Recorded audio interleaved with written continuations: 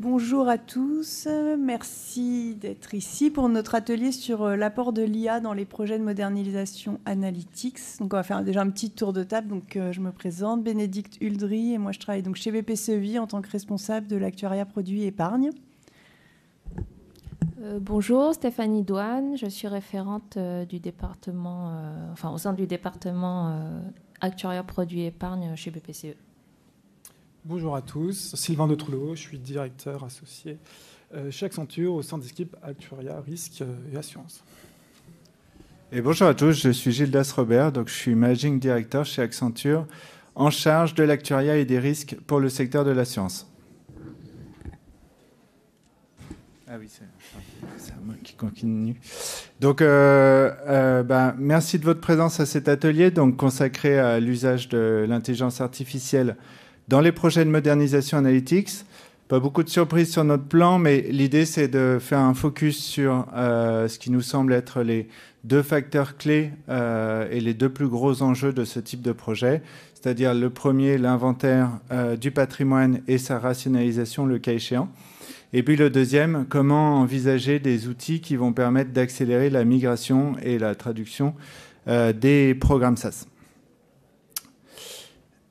Alors, juste en termes d'introduction, plus largement, on voit que le secteur de l'assurance est quand même engagé assez largement dans des chantiers de modernisation des outils, et en particulier sur le domaine de l'analytics, du traitement, de la collecte des données par les services, notamment finance, actuariat, risque. Alors, on retrouve quand même des facteurs communs ou des origines communes en termes de déclenchement, de faits générateurs de ces projets sur le marché. On peut en citer plusieurs. Évidemment, certains acteurs vont être plus concernés par certains éléments déclencheurs que d'autres. Bon, le premier, c'est quand même une obsolescence technologique lorsqu'on utilise des outils qui peuvent avoir un certain historique sur le marché et l'apparition de nouvelles technologies qui vont permettre d'être plus efficaces. Un deuxième, peut-être, ça peut être des relations qui peuvent se complexifier avec les éditeurs ou des problématiques liées au coût. Et en parallèle, le développement des langages open source sur lesquels il y a de plus en plus d'innovations, de librairies qui vont permettre finalement de trouver des solutions alternatives intéressantes. On peut trouver également des problématiques liées aux aspects RH, avec des difficultés à trouver des ressources compétentes sur des outils historiques, là où au contraire, on le voit, les nouveaux actuaires sont plutôt formés sur les langages open source. Et puis enfin, tout simplement, quand une organisation, un acteur utilise une solution pendant des années, il peut s'accumuler en fait des sujets de dette technique, de problèmes de conformité dans ces programmes, et parfois tout simplement remettre à plat la technologie peut être une occasion de créer de la valeur en rationalisant l'existant et en repartant sur une plateforme dans laquelle on va avoir des usages plus facilement maintenables. Donc, en particulier, chez BPCE-Vie, on a des travaux en cours pour sortir de SaaS et aller vers DataIQ couplé avec la plateforme GCP dans le cloud. Ce qui a motivé en fait le démarrage de ces travaux de modernisation, c'est principalement, initialement, une problématique financière, puisque les coûts des licences SaaS ont tendance à augmenter et les relations avec l'éditeur se sont un petit peu dégradées. Donc ça, c'est vraiment le point de départ. Néanmoins, on l'a construit plutôt comme une opportunité d'aller vers un outil plus moderne, d'utiliser la puissance du cloud, de revoir nos usages. Et voilà, donc c'est comme ça que le projet s'est construit. Par contre, avec quand même une contrainte forte, c'est une contrainte de temps, puisque du fait de la décision de sortir de ça, on est sur un timing très serré. Donc on a vraiment identifié comme nécessaire de travailler avec un accélérateur, d'où les travaux engagés avec Accenture.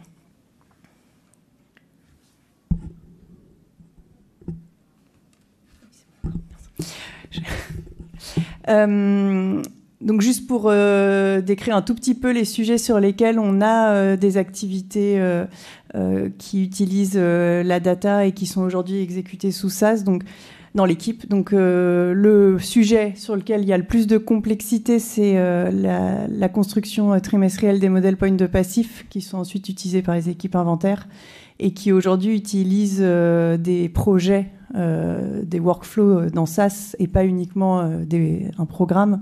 Donc c'est là où on a identifié le plus de complexité, mais Stéphanie en reviendra dessus. Ensuite, on a tout ce qui a trait à la construction des lois de comportement, au suivi du comportement des clients, qui sont également utilisés dans SaaS, à la fois sur un aspect data prep, mais aussi sur un aspect data science, études stats.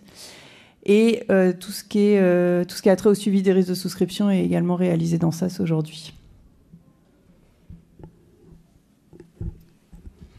Alors ici, du coup, nous faisons l'état des lieux du patrimoine SaaS de notre département. Donc on a catégorisé notre patrimoine en 2 grandes parties, un patrimoine actif et un patrimoine passif. Pour le patrimoine actif, il intègre 10 gros projets EGP qui représentent environ 400 programmes. Alors c'est là que sont construits nos modèles points. De complexité intermédiaire, et en fait c'est des projets qui sont très complexes à reproduire parce que les workflows contiennent plus de 50 étapes, 50 étapes successives à exécuter. Notre patrimoine actif, il intègre aussi une centaine de programmes un peu plus standards, c'est plus de la data prep, mais il y a quand même quelques traitements qui ont été identifiés complexes. Et en parallèle, on a 960 tables SaaS qu'on a identifiées comme importants parce qu'ils sont en input de nos traitements. Au niveau du passif, alors ça concerne nos travaux réglementaires depuis 6 ans qu'on doit conserver en cas d'audit.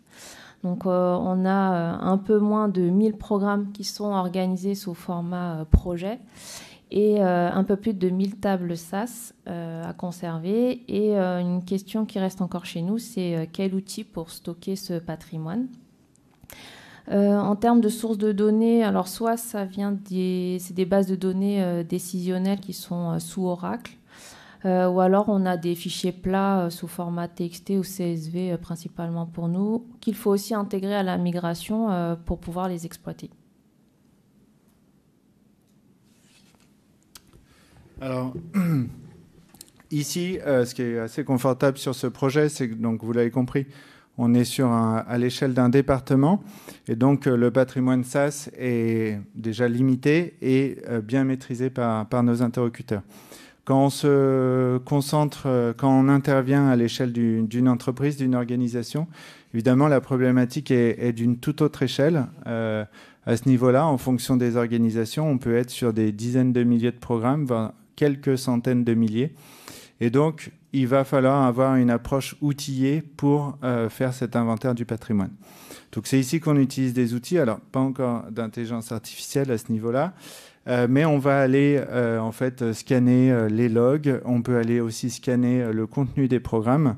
L'idée, ça va être en fait de pouvoir identifier la complexité des programmes et puis également de pouvoir identifier quels sont le patrimoine actif, donc quels sont les programmes qui n'ont pas été utilisés sur un certain historique, d'identifier potentiellement des doublons, et puis ensuite de progressivement établir le lignage des programmes, de faire le lien entre les étapes de stockage de données, les différents programmes et les processus métiers associés qui vont permettre ensuite d'associer également une criticité ou une priorité aux différents programmes. Tout ça, l'objectif in fine, c'est d'obtenir, de pouvoir établir une certaine rationalisation des programmes à migrer, avec potentiellement 2 niveaux de rationalisation. Le premier niveau, ça va être simplement de mettre de côté une partie du patrimoine qui ne va plus être utilisée et qui sera éventuellement historisée. et éventuellement des programmes en doublon ou des choses comme ça. Mais on peut aller beaucoup plus loin dans la rationalisation et dans un projet d'entreprise comme ça, peut-être mutualiser et revoir les usages de la data à l'échelle de plusieurs départements et finalement essayer de réorganiser les processus data à l'échelle du groupe. Et dans ce cas-là, pour certaines entreprises, on a pu atteindre finalement des niveaux de rationalisation très importants avec seulement, par exemple, 25% des programmes actuels qui sont migrés dans la nouvelle plateforme. Alors, le slide suivant, merci Sylvain, c'est une petite illustration d'un outil de scan du patrimoine, comme je l'évoquais, donc avec vraiment un focus sur l'analyse des logs, qui vont permettre vraiment d'aller dans une analyse en profondeur des programmes. Et puis ensuite, on a des critères de classification, on verra ça, qui vont nous permettre aussi d'analyser la complexité des programmes et in fine d'établir une feuille de route de migration du patrimoine. Une chose que je n'ai pas évoquée, c'est que c'est très important aussi, au-delà de cet aspect outillé, d'avoir évidemment une phase d'analyse et de challenge de ces conclusions avec les utilisateurs. Je ne la positionne pas comme une première étape préalable, parce que, y compris les utilisateurs, ça va être vraiment un nombre d'interlocuteurs très important. Donc l'idée, c'est avec une approche outillée d'essayer de réduire et de comprendre déjà une partie du patrimoine et puis ensuite évidemment d'onboarder les métiers dans une deuxième phase pour ensuite arriver à une feuille de route qui va être définitive et robuste.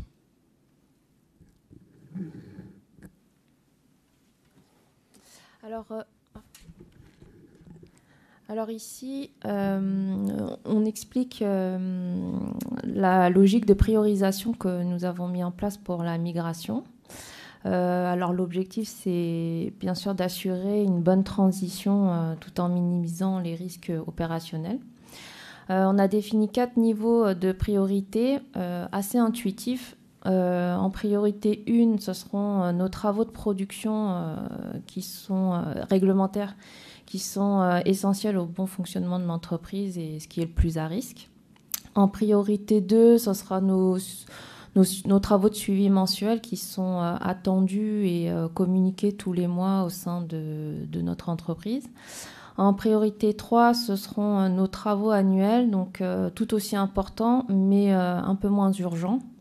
Et en priorité 4, des travaux ponctuels, importance moindre, mais qui reviennent quand même assez souvent. Et à cette priorisation, on va prendre en compte le planning de l'équipe pour pouvoir bien synchroniser les phases de recettes et les phases où on a nos travaux de production. Merci Stéphanie. Donc, une fois le patrimoine clairement identifié, rationalisé, puis segmenté en priorité métier, la suite logique est d'évaluer la complexité de migration. Alors, d'une part, pour évaluer l'effort à fournir et ainsi déterminer le coût global du projet, mais aussi, d'autre part, pour pouvoir travailler sur une feuille de route cohérente, intelligemment priorisée et qui tient compte des enjeux métiers, techniques et les ressources qui peuvent être mobilisées sur la durée du projet. Ça peut permettre également de faire certains arbitrages dans le patrimoine ou d'identifier, par exemple, un périmètre pour effectuer un test à blanc avant d'engager la totalité du patrimoine dans la phase de migration. Alors, ce qu'il faut savoir quand on parle d'évaluation de la complexité, c'est que dès lors que la phase de traduction va se baser sur une IA générative, comme nous allons le voir par la suite, la volumétrie, c'est-à-dire le nombre de lignes d'un code SAS, finalement, en a très peu d'importance. Ce qui va vraiment compter, c'est la complexité structurelle des programmes. Et ce qu'on va chercher à faire, c'est d'évaluer l'effort nécessaire en amont de notre outil pour le paramétrer, pour le spécifier, ou en aval pour ajuster, tout simplement, peaufiner les traductions qui seront réalisées. Alors, pour revenir au projet de BPCE, on a travaillé sur la phase de cadrage sur 2 dimensions de complexité. La première, on l'appelle la dimension intrinsèque du script à traduire, c'est-à-dire qu'on va regarder en fait notamment la complexité, les richesses d'instructions des blocs data Certaines sont des manipulations simples, et puis d'autres peuvent mobiliser des logiques conditionnelles imbriquées, par exemple. On va regarder aussi beaucoup le recours à du macro-langage. Plus on aura des macros imbriqués, et plus la compréhension automatique par l'accélérateur sera difficile. On va aussi regarder l'existence de modules propriétaires SAS, pour lesquels on aura besoin sûrement de guider notre outil, encore une fois, dans la compréhension de ces fonctions propriétaires. Et puis, de manière générale, on va regarder tout ce qui est procédure dynamique, qui est toujours un petit peu compliqué également à traduire. La deuxième dimension de complexité, c'est le linéage et le workflow. Alors, sur le linéage, on va surtout regarder la richesse des inputs, des programmes, et puis on va regarder aussi les dépendances qui existent entre les différents programmes, puisqu'on devra les reproduire aussi dans le nouvel écosystème. Et en ce qui concerne les workflows, ça concerne plus particulièrement en fait les EGP, donc les projets SAS Guide, puisqu'il s'agira d'évaluer la complexité à reproduire une succession de tâches qui existaient dans un environnement SAS, mais cette fois-ci dans un workflow DataQ. Alors, on a nos critères de complexité, mais concrètement, comment on fait pour les appliquer à grande échelle? Puisqu'on en a parlé d'une centaine de programmes SAS avec 10 000 lignes. On peut bien entendu pas tous les ouvrir en un et parcourir tout le code. Donc là aussi, on a besoin d'automatiser au maximum les travaux d'analyse. Donc c'est ce qu'on a fait. On a déployé en fait un premier script Python qui s'est occupé du linéage, c'est-à-dire qu'il a vraiment ressourcé tous les entrants, tous les sortants, tous les liens de dépendance. Sur le périmètre des EGP, il les a aussi démembrés pour vraiment isoler ce qu'on appelle le script SAS des autres tasks basiques d'un projet guide. Et puis ensuite, on a fait tourner un deuxième script Python sur tous nos scripts SAS. Et lui, il s'est occupé de faire la recherche automatique de nos patterns de complexité, donc ce que j'ai présenté dans les slides précédents, pour attribuer un premier niveau de complexité. Et une fois ce travail fait, on peut se permettre effectivement une revue manuelle un peu plus ciblée, dans notre cas notamment sur ceux qui sont ressortis comme étant les plus complexes, afin de les ajuster éventuellement en fonction des informations qu'on peut avoir sur le linéage ou sur la réelle complexité de procédures qui seraient ressorties comme telles par l'algorithme. Reste à traiter encore un sujet de complexité, c'est, je vous le disais tout à l'heure, la réplication du workflow dans la nouvelle plateforme DataQ. Ici, on avait 10 EGP, certes assez volumineux, mais on a pu tout de même faire ce travail plutôt manuellement, à dire d'experts, en capitalisant sur nos connaissances de la cible. Donc, une fois ce travail de complexité fait, avec ce qui vous a été présenté précédemment, on a tous les éléments pour établir une feuille de route priorisée et aborder sereinement la deuxième phase du projet, qui est la phase de migration. Alors, vous l'avez compris, compte tenu des enjeux de volumétrie, des services comme celui de Bénédicte, en fait, ne peuvent pas engager des travaux de migration de leur patrimoine sans avoir recours à un accélérateur. C'est pourquoi les équipes Data et NIA d'Accenture ont construit un outil fondé sur de l'IA générative qu'on appelle UCT. Alors, UCT, qu'est-ce que c'est ? C'est un traducteur de code universel dans le cloud, spécifiquement adapté au projet de sortie de SAS. Donc son objectif, traduire du script SAS et des EGP dans un langage et vers des outils modernes. En l'occurrence, chez BPCE-Vie, en Python ou en SQL, dans une interface DataQ avec des données stockées dans GCP. Alors, ce qui est important de comprendre, c'est que notre accélérateur ne se limite pas à de la traduction syntaxique. C'est-à-dire qu'il va se comporter comme un agent, un assistant qui va comprendre un contexte et qui va faire des choix en conséquent. Il va donc générer un code qui est surtout adapté à l'écosystème moderne qui est visé par le projet de migration. Au-delà de cette tâche essentielle, il permet d'accélérer aussi pas mal de tâches manuelles et chronophages, comme par exemple la documentation, enfin le commentaire au niveau du code, la documentation des programmes, et puis il va même fournir une piste d'audit.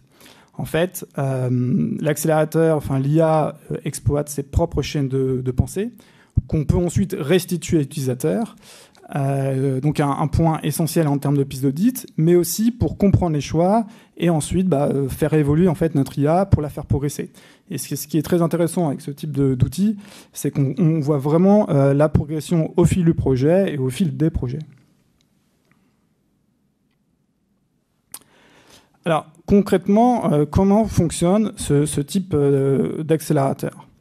Alors, vous l'avez sûrement compris, UCT repose dans un premier temps sur l'utilisation d'un LLM, c'est-à-dire une IA générative destinée à manipuler du langage. Concrètement, la traduction, c'est l'envoi d'instructions au LLM, qu'on appelle communément des prompts. Des prompts, pardon. Tout le travail qui a été fait par les équipes d'Accenture au sein du CT, ça a été d'enrichir le modèle et d'optimiser les prompts pour que les résultats de traduction du LLM soient de la meilleure qualité possible, et notamment au regard de 3 critères qui nous semblent essentiels quand on veut faire une migration. Alors, le premier critère, c'est le critère d'exactitude fonctionnelle. Le code généré doit reproduire les intentions du code initial, c'est la base. Le deuxième critère, c'est le critère de maintenabilité qui est très important. Parce qu'on l'a présenté tout à l'heure, il s'agit d'un patrimoine actif. Et par conséquent, on doit générer un code qui est lisible, que les équipes métiers vont pouvoir s'approprier et faire vivre dans le temps. Et enfin, le troisième critère, c'est le critère d'idiomatisme. Il ne suffit pas juste de créer un code qui fonctionne, mais un code qui exploite pleinement la richesse des fonctionnalités du nouvel écosystème. Donc, par exemple, si je traduis en Python et que j'ai des données sur GCP, il faut une bonne gestion des bibliothèques pour pouvoir exploiter toute la puissance du cloud. Dans le schéma de droite, vous avez les grandes étapes que réalise UCT pour optimiser le prompt. Le premier enjeu auquel on va être confronté, c'est un enjeu de volumétrie. C'est lié aux fenêtres de génération limitée d'LLM. Donc, ce que va faire l'accélérateur, en fait, si vous envoyez basiquement un code SAS d'un millier de lignes dans un LLM, il va vous faire un début, une fin et plein de trous au milieu. Donc, pour y remédier, UCT va découper de manière intelligemment le code, l'envoyer au LLM au fil de l'eau, tout en rajoutant dans les fenêtres de contexte les traductions précédentes.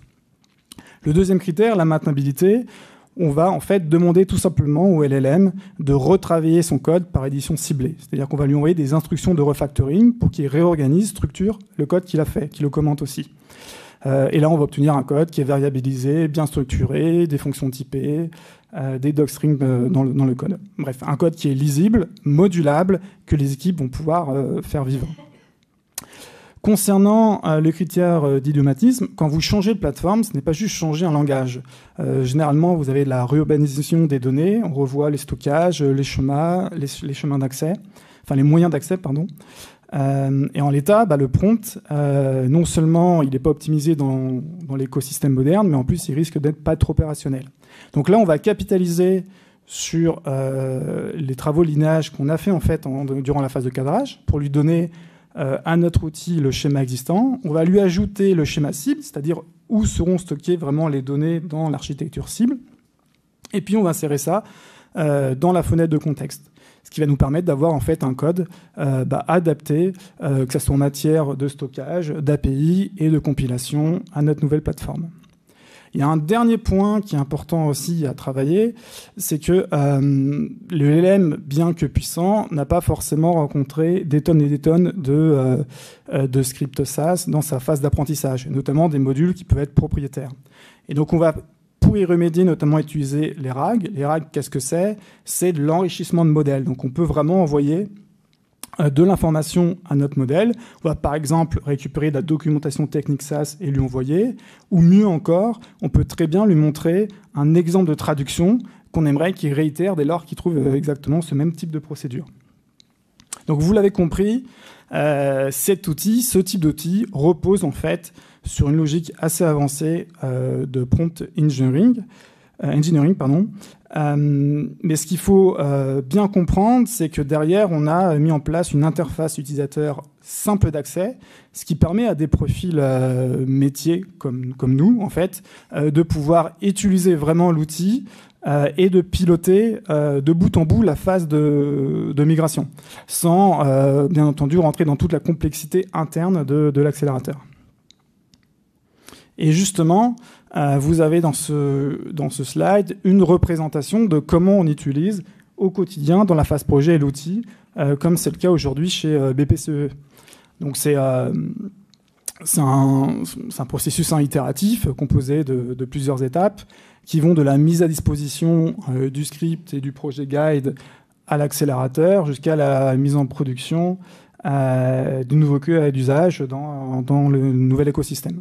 Donc vraiment les 3 premières étapes, traduction, optimisation, compilation et correction, ce sont vraiment les tâches invisibles pour l'utilisateur traitées par l'intelligence artificielle, qui représentent globalement les blocs que j'ai présentés dans le slide précédent. Et la première intervention humaine, manuelle, c'est tout simplement la revue et l'ajustement du code qui a été fait par notre accélérateur. Et ensuite, toutes les étapes que vous voyez sont des étapes traditionnelles à un projet de migration. C'est-à-dire qu'on va tester, compiler dans la nouvelle plateforme, on va resetter en comparant les résultats avec les résultats de l'environnement SaaS avant de faire une homologation par le métier, puis une mise en production pérenne dans le nouvel écosystème.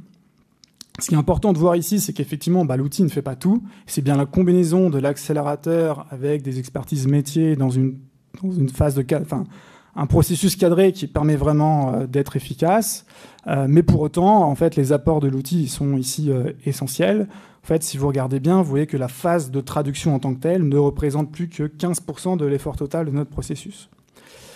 Donc, ça a permis de réduire considérablement les coûts et surtout d'avoir produit un code qui est harmonisé sur l'ensemble du patrimoine et adapté, encore une fois, au nouvel écosystème.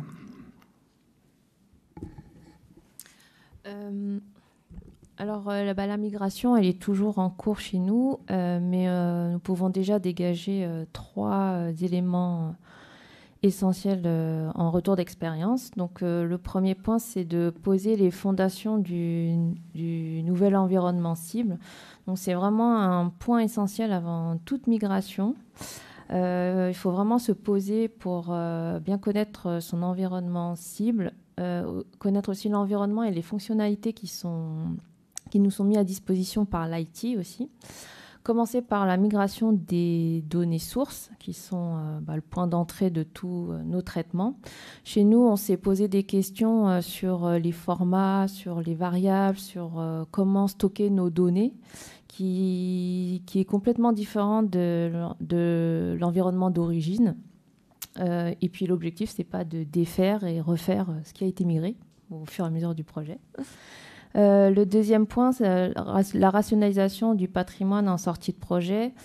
Évidemment, on va profiter de la migration pour rationaliser nos traitements et nos process. Chez nous, on en a profité pour, par exemple, réécrire certains bouts de programme pour les simplifier. On a profité pour faire du ménage, supprimer tout ce qui était inutile. Et en même temps, on voit déjà qu'on a un environnement plus optimal et plus logique pour l'équipe. Et on se dit aussi que demain, tous nos programmes seront réécrits sur le même modèle. Et le dernier point, forcément, les bonnes pratiques. Au fur et à mesure de la migration, on a des bonnes pratiques qui se dégagent. Et ça nous permet de nous fixer des règles et de les suivre pour justement continuer après la migration.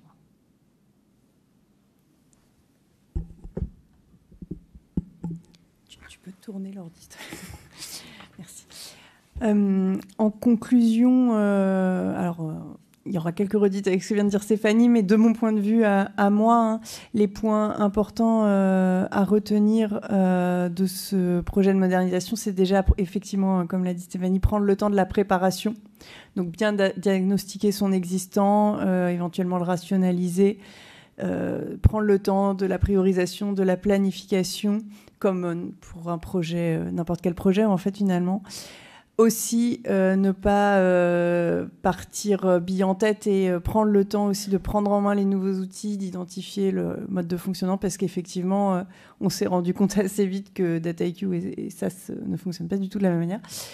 Et avoir bien en tête les contraintes dans le mode de fonctionnement par rapport à l'existant. Par exemple, sur DataIQ, on est facturé à l'usage. Donc, c'est pas du tout un fonctionnement en licence, et ça revoit notre pratique. Enfin, ça nous oblige à revoir notre pratique en termes d'utilisation de l'outil. On a aussi un gros sujet autour de l'accompagnement du changement pour accompagner les équipes pour assurer une transition la plus fluide possible entre l'ancien outil et le nouvel outil. Donc, déjà avec forcément un sujet de formation, mais comme voilà, le projet s'étale quand même sur un peu plus d'1 an, la formation, il faut vraiment la voir dans la durée et pas juste one shot, parce qu'en fait, les équipes vont pas utiliser l'outil que progressivement, donc il est important d'avoir plusieurs phases de formation. Très important que l'équipe participe au projet, même un petit peu, parce que ça leur permet aussi de prendre en main l'outil. Et typiquement, nous, déjà, la recette et l'homologation est faite par les collaborateurs de l'équipe, donc ça leur permet quand même de manipuler les nouveaux programmes et le nouveau fonctionnement de l'outil. Et ça, c'est nécessaire parce que petit à petit, l'activité de l'équipe bascule dans le nouvel outil. Donc, on voulait éviter de faire un Big Bang. Travailler aussi main dans la main avec la DSI pour nous aider à identifier les contraintes, bien avoir en tête les bonnes pratiques à avoir sur le nouvel outil, comme le disait Stéphanie, mais par exemple, avec la facturation à l'usage, voilà, on a des nouvelles pratiques à prendre en compte, et donc ça, c'est important de vraiment travailler avec les équipes de l'IT. Et au passage, on en a profité pour optimiser nos process et optimiser aussi notre organisation, optimiser nos pratiques, tant qu'à faire. Alors, merci pour ce retour d'expérience. Et effectivement, on partage à 100% ces enjeux. Je pense que ce projet illustre bien l'apport que peut avoir l'intelligence artificielle sur nos travaux. Alors là, dans un cadre assez technique, puisqu'il s'agit de migrer des programmes. Mais on voit aussi que les enjeux, finalement, ça va permettre de faire gagner du temps sur la migration et le recoding en tant que tel. Ça va permettre aussi, on en est convaincu, d'avoir un environnement qui va être plus facilement maintenable demain. Et pour autant, le temps qui va être gagné, il va falloir l'investir sur l'accompagnement au changement et sur l'appropriation des nouveaux environnements. Et également, c'est très important, cette articulation entre métier et IT sur cette nouvelle plateforme. Et donc, c'est une bonne illustration qu'on peut généraliser finalement à l'impact de l'intelligence artificielle sur les métiers des actuaires. Alors ici, on a illustré de ce qui commence à se dessiner sur le marché, du plus simple au plus complexe. Donc aujourd'hui, beaucoup d'assureurs, je pense, c'est pas un secret, travaillent sur des accélérateurs pour produire leurs rapports réglementaires, notamment SFCR, via l'intelligence artificielle. Donc c'est le niveau 1 ou peut-être même le niveau 0. Et puis ensuite, sur des applications plus actuarielles, il va y avoir des sujets autour d'automatiser la production d'analyses, de contrôles, d'indicateurs, de produire des nouvelles études de sensibilité, de donner plus de richesse finalement à l'actuaire pour réaliser son métier. Et puis peut-être demain, l'enrichissement des modèles, que ce soit les modèles réglementaires ou des modèles de tarification, qui vont être des sujets plus complexes. Mais pour toutes ces applications-là, en fait, on va devoir se reposer cette même question. On l'a vu ici, UCT, c'est quelque chose qui est donné clé en main pour les métiers en tant qu'utilisateurs. D'ailleurs, ils ont bien travaillé le prompt engineering, mais ils ont aussi beaucoup travaillé l'interface pour que ce soit vraiment un outil type progiciel. J'ai envie de dire, jusqu'à aujourd'hui, les actuaires, on était vraiment les concepteurs des outils qu'on utilise, ce qui nous a donné une certaine agilité, réactivité, autonomie, même presque une souveraineté sur nos métiers. Et si demain, finalement, l'actuaire a plus la main sur ces solutions et que c'est confié à des data scientists, peut-être le risque, c'est de perdre un petit peu de cette agilité et de cette autonomie sur nos missions. Donc il faut trouver une bonne articulation. Certainement que la vérité est un peu entre les deux. Puisqu'on voit aussi que quand l'actuaire finalement développe ses propres outils, parfois on accumule de la dette technique et un jour on fait face à un problème de maintenabilité, ce qui nous conduit à devoir changer. Donc trouver la bonne articulation, mais certainement que l'actuaire doit jouer un rôle important dans le développement de nouveaux outils via l'intelligence artificielle sur ces métiers dans les organisations. ça me permet de conclure sur ces mots. Merci pour votre attention. Merci à Bénédicte et Stéphanie d'avoir bien voulu présenter ces travaux très intéressants à nos côtés. Et je vous propose de passer à une phase de questions-réponses.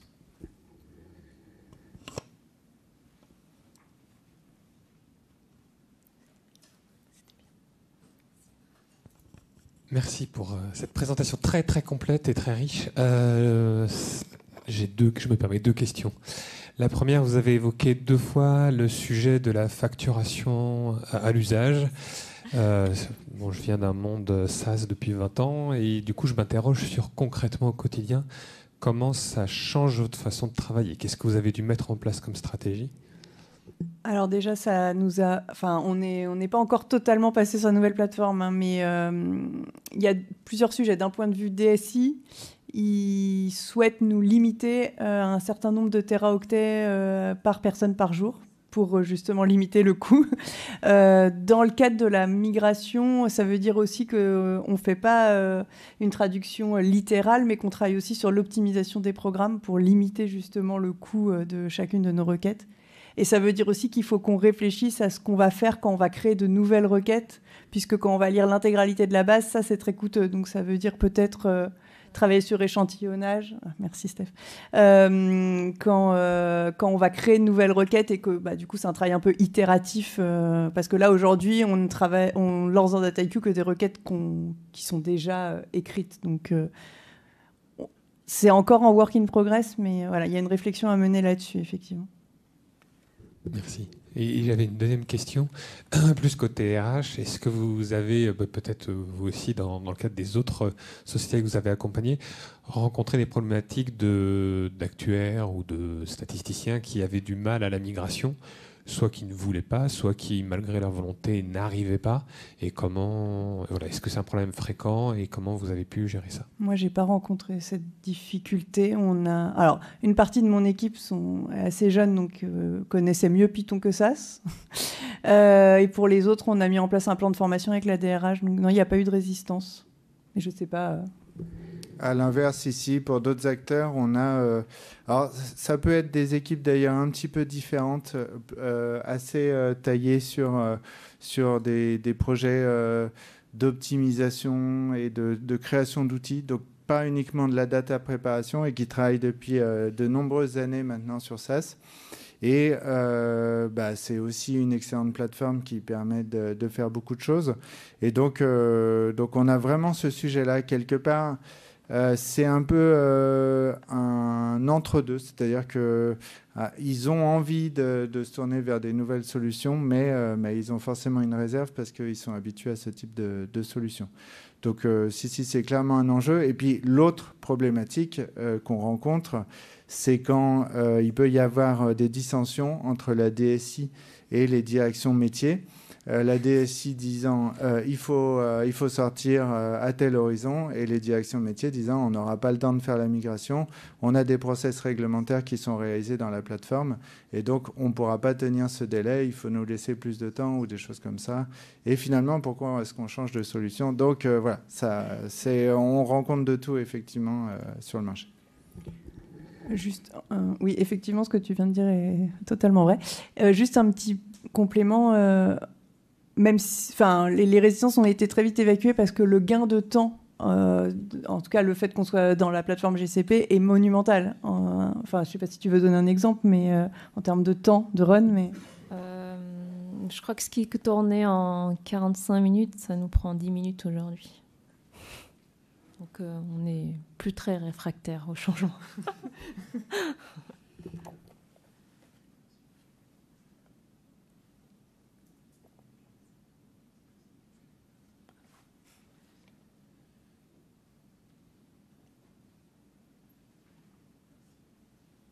Bonjour, merci pour la présentation.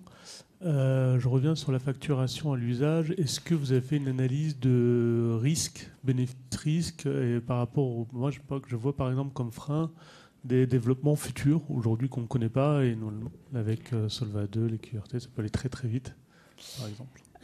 Alors, je ne sais pas s'il y a une analyse bénéfice-risque qui a été menée dans le cadre du précadrage du projet, parce que je n'en étais pas partie prenante.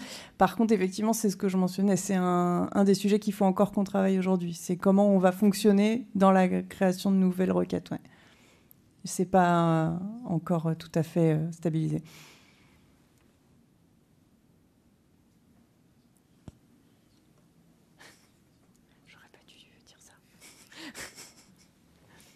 Donc l'outil concerne la traduction des codes SAS et on sait très bien que chez les assureurs il y a aussi beaucoup de dettes VBA. Est-ce que l'outil peut être appliqué facilement sur la traduction des codes VBA?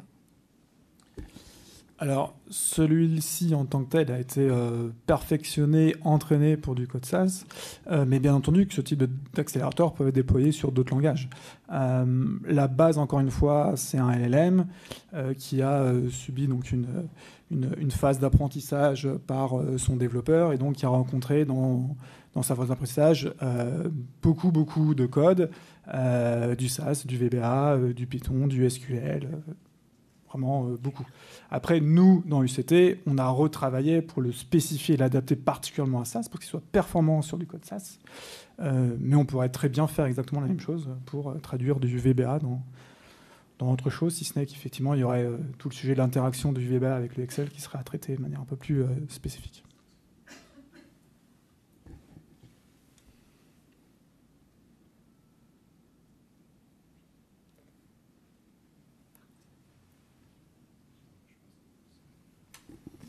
Eh bien, merci à tous encore une fois pour votre attention et puis je vous souhaite une bonne continuation de congrès. Merci.